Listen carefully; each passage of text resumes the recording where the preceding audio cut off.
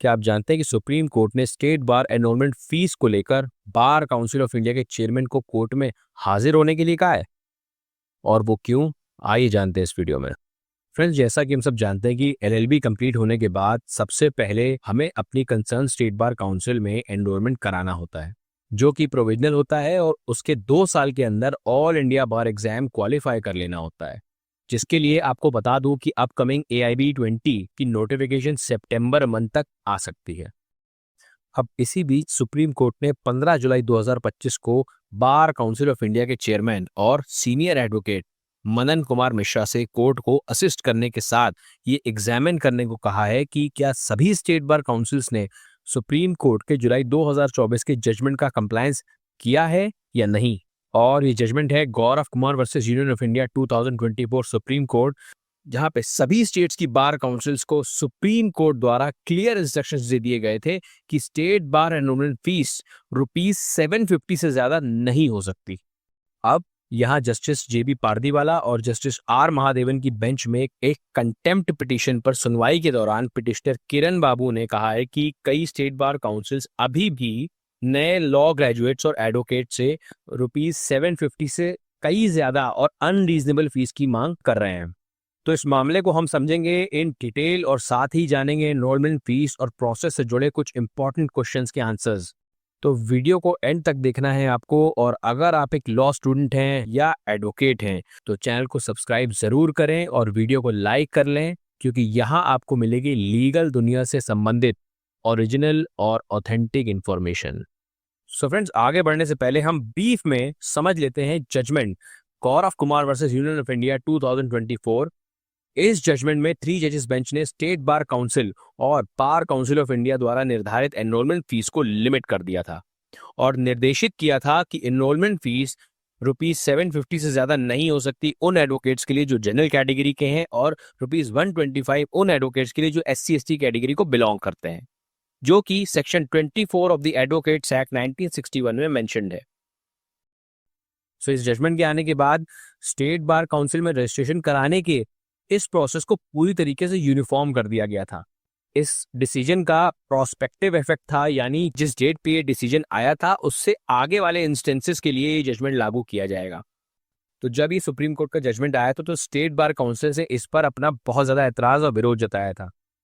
But supreme court के इस decision के बाद स्टेट बार काउंसिल को 750 में रजिस्ट्रेशन को स्टार्ट करना पड़ा था, जिस क्रम में साल 2025 की शुरुआत में बार काउंसिल ऑफ इंडिया के साथ सभी स्टेट बार काउंसिल्स ने इसी जजमेंट में सुप्रीम कोर्ट में एक मॉडिफिकेशन एप्लीकेशन यानी संशोधन आवेदन फाइल किया था, जिसमें ये मांग की थी कि स्टेट एनरोलमेंट की जो ये ₹750 की फीस है इसको बढ़ाकर 25,000 कर देना चाहिए, क्योंकि एडवोकेट्स एक्ट के अकॉर्डिंग ये फीस ईयर 1961 के हिसाब से है और आज के खर्चों को देखते हुए ये बहुत कम है। जिसके चलते कुछ स्टेट बार काउंसिल्स अब सर्टिफिकेट ऑफ प्रैक्टिस के टाइम पे अनरीजनेबल फीस चार्ज करने की बात कह रहे हैं, जिनमें से बार काउंसिल ऑफ यूपी ने एक पूरा का पूरा प्रपोजल भी जारी किया है, जिसमें उन्होंने अपने सारे एक्सपेंसेस बताए हैं कि कितनी फीस कहाँ कहाँ लगेगी। इस पर आपको एक डिटेल वीडियो आई बटन में मिल जाएगा, इस वीडियो के बाद आप जा करके उसे जरूर देखिए।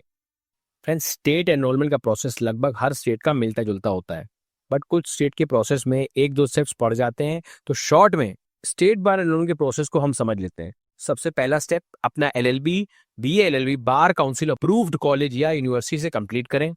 नेक्स्ट, एनरोलमेंट फॉर्म लें, या तो स्टेट बार काउंसिल की वेबसाइट से डाउनलोड कर लें, या अगर ऑनलाइन अवेलेबल नहीं है तो अपने डिस्ट्रिक्ट बार एसोसिएशन से फिजिकल फॉर्म ले लें। इसके अलावा आप किसी स्टेट बार काउंसिल मेंबर के ऑफिस से ले सकते हैं, जिससे आपको फायदा ये होगा कि आपको वहां से आगे के प्रोसेस के लिए भी बहुत सारी हेल्प मिल जाएगी। देन फॉर्म डिटेल्स भरें, उसके बाद एनरोलमेंट फीस जमा करें, जो कि आपको DD के रूप में जमा करनी होती है। Then next step, form submit करते हैं, ऑनलाइन अपलोड कर सकते हैं इसे, या ऑफलाइन सारे डॉक्यूमेंट्स के साथ इसे पोस्ट कर सकते हैं, कुरियर कर सकते हैं अपने स्टेट बार काउंसिल को। कुछ स्टेट्स में जैसे उत्तर प्रदेश में इंटरव्यूज होते हैं, जहां पे उनका एक प्रॉपर पासिंग क्राइटेरिया होता है जिसे आपको पास करना होता है। उसके बाद आपको फॉर्म सबमिशन और वेरिफिकेशन के बाद 90 डेज में आपका enrolment certificate with enrolment number आपको मिल जाता है एंड आप AIB एग्जाम के लिए एलिजिबल हो जाते हो। सो अब हम आ जाते हैं फ्रेंड्स अपने प्रेजेंट केस में। जिसे हम पार्ट्स में समझेंगे। Background of the case, arguments presented और कोर्ट्स ऑब्जर्वेशन। तो सबसे पहले बैकग्राउंड ऑफ द केस समझते हैं। तो पिटिशनर केएलजे किरण बाबू ने इन पर्सन अपीयर होते हुए मूव की है कंटेम्प्ट पिटिशन, जिसमें कहा गया है कि सुप्रीम कोर्ट द्वारा Gaurav Kumar versus union of India judgement में जो डायरेक्शंस दिए गए थे उनका बार काउंसिल ऑफ इंडिया और कई स्टेट बार काउंसिल्स द्वारा अब तक प्रॉपर कंप्लायंस नहीं किया गया है। अब फ्रेंड्स, गौरव कुमार जजमेंट को हम इस वीडियो में पहले ही समझ चुके हैं, तो अब आगे बढ़ते हैं आर्ग्यूमेंट्स पे। तो आर्ग्यूमेंट्स में सुप्रीम कोर्ट द्वारा पिटिशनर से उनका इस केस में लोकस स्टैंडलाई पूछा गया, मतलब कि किस अधिकार से पिटिशनर द्वारा ये कंटेम्प्ट पिटिशन फाइल की गई है, ये देखते हुए कि वो एग्रीव पर्सन नहीं है इस पर्टिकुलर केस में। जिसके जवाब में पिटिशनर द्वारा आर्गुमेंट दिया गया कि कोई भी पब्लिक इंटरेस्ट में कंटेम्प्ट पिटिशन फाइल कर सकता है, जिस कारण से पिटिशनर को अपना लोकस स्टैंडलाई प्रूफ करने की जरूरत नहीं है।